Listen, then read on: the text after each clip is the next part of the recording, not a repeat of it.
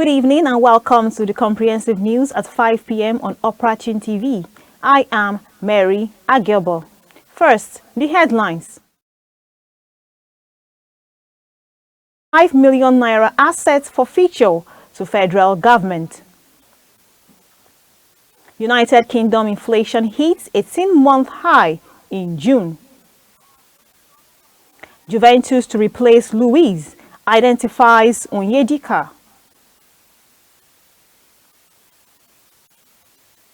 And now the news in details. The Federal High Court in Abuja has ordered the final forfeiture of assets valued at over 335 million naira to the federal government. The properties include a hospital and 5 filling stations linked to suspected proceeds of crime. Justice Emeka Nuite granted the ruling following a motion filed by EFCC counsel Fadila Yusuf, confirming that all court directives have been fully complied with. An affidavit by EFCC official Tahiru Ahmed noted that an interim forfeiture order was granted on August 13, 2024, with adequate public notice issued. However, with no valid opposition received from any party, the court declared the EFCC's request meritorious and approved the permanent forfeiture of the assets to the government. In another development, a federal high court in Lagos has discharged former Ekiti State Governor Ayodele Fayose of all allegations involving money laundering and fraud. The court said the prosecution failed to establish a prima facie case against him. Presiding over the case, the judge accepted Fayose's no-case submission, effectively bringing the long-running trial to a close. The court held that the charges lacked sufficient evidence to warrant further proceedings. However, Fayose has been standing trial for alleged financial misconduct committed during his tenure as governor. With this ruling, all charges have been officially dropped. The Kano State Ministry of Education has launched a full investigation into the deaths of 2 students at Government Boarding Secondary School, Bichi. The students Hamza Tofawa and Umar Dungurawa reportedly died following an assault by senior colleagues using local metal tools. Commissioner Dr. Ali Makoda, represented by Permanent Secretary Bashir Muhammad, commanded the incident and assured the public of a thorough and transparent probe. The government pledged to uncover the truth and take decisive action against all found culpable. Meanwhile, families of the victims have been consoled, while students were cautioned against taking retaliatory steps as the authorities work to ensure justice. Moving on, the People's Democratic Party in Nasarawa State has denied endorsing any aspirant for the 2027 governorship race. State Chairman Honorable Adamu Bako Ninga described such reports as false and intended to cause internal disunity.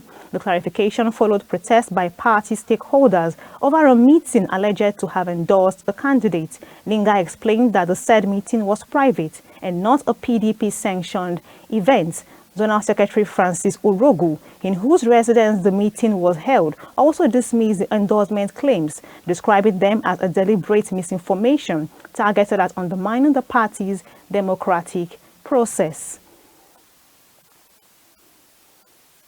Finally, from the local stories, the town of Ijako Orile in Ogun State is mourning the death of its monarch, Oba Reverend Matthew Alabi Ewedairo, who passed away at the age of 75.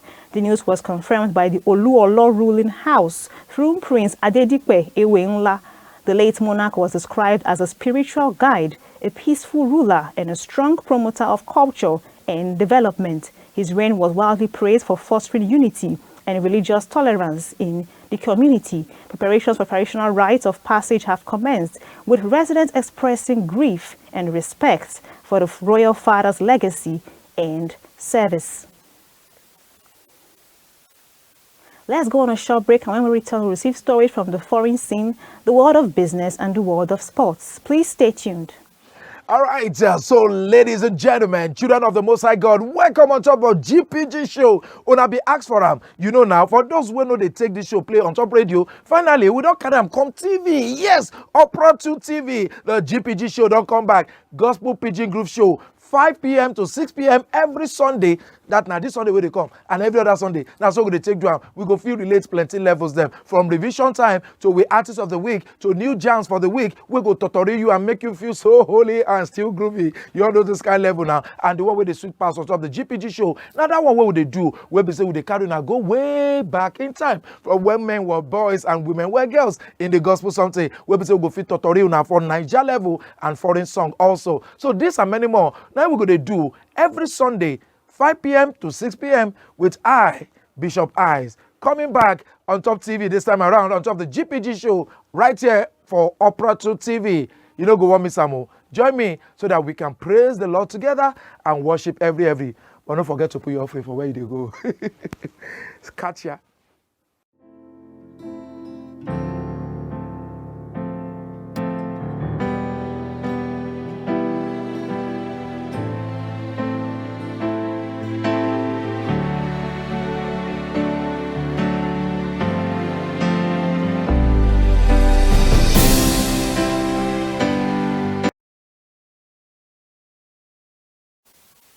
You're still watching the news at 5 p.m. on Opera Tune TV. Now from the foreign scene. Britain's inflation rate climbed to 3.6% in June, its highest level in 18 months, according to the Office for National Statistics. The rise was primarily driven by surging motor fuel and food prices. The unexpected increase has put additional pressure on Prime Minister Keir Starmer's administration. Amid growing calls for relief measures, economists said a jump may dampen public confidence in the government's economic handling. Despite the inflation spike, analysts believe that the Bank of England may still consider a rate cut next month, as other indicators point to a slowing economy. Turkey has raised concern over the presence of Fethullah terrorist organization, FETÖ, in Nigeria. The alert was issued by Turkish ambassador-designate Mehmet Poroy during a Democracy and National Unity Day dinner in Abuja. Poroy stated that FETÖ operates globally through institutions, especially in education and health sectors, and poses a significant threat to national stability. He urged Nigerian authorities to remain vigilant against such foreign infiltration. The Turkish envoy says his country stands ready to share intelligence and partner with Nigeria to dismantle the group's networks within the region.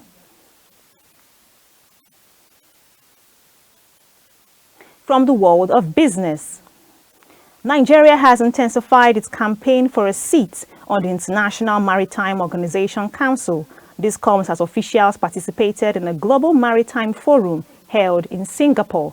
Representing the Minister of Marine and Blue Economy, NIWA Managing Director Bola Oyebamiji outlined Nigeria's maritime strengths and policy readiness. He described the country's coastal waters as a global asset with major potential for investment. However, the bid emphasizes Nigeria's commitment to international cooperation, trade expansion, and influence on global maritime regulation and development.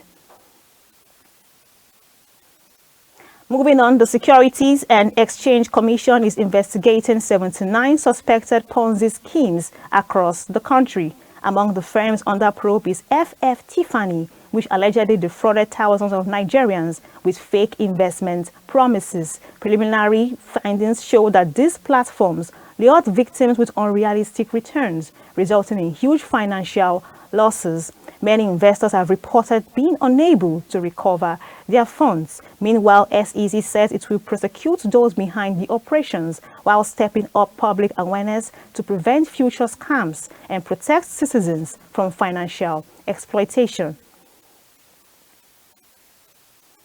Finally, from the world of business, Africa's upstream oil and gas sector is projected to attract $54 billion in investment by 2030.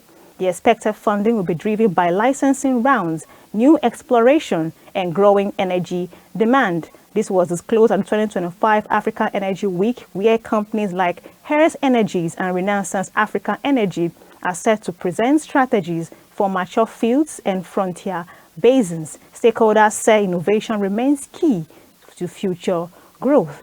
Meanwhile, Nigeria remains a leading player with expanded investments in the Niger Delta and emerging prospects in other regional markets, including Congo and Angola. Finally, from the world of sports. The Federal High Court in Owerri resumes hearing today in the case filed by former under-17 striker Mgbe Tobong Ibanga against the Nigeria Football Federation. The player is demanding redress for alleged neglect after a career-ending injury. Ibanga claims he sustained the injury in 2010 while playing for the national team and was left to seek treatment through private sponsors after being discharged without support. The NFF reportedly failed to appear at the last hearing, prompting the court to issue a fresh summons. The case has, however, drawn attention to the welfare of young athletes. Italian club Juventus is reportedly targeting Nigerian midfielder Rafael Onyedika as a potential replacement for Douglas Luiz. Luiz is set to exit the club, and Onyedika has emerged as a strong candidate. The 23-year-old currently plays for Club Brugge in Belgium and has been attracting interest from top scouts across Europe. Juventus is said to be impressed with his physicality and tactical discipline. However, sources said the Series A club may rely on their ties with his agency, CAA Stella, to fast-track the deal as they prepare for a midfield overhaul. And that wraps up the news at 5 p.m. on Opportune TV. Thanks for watching. Thanks for staying with us. Please subscribe to all our social media platforms. I am Mary Agilba. Do have a swell evening.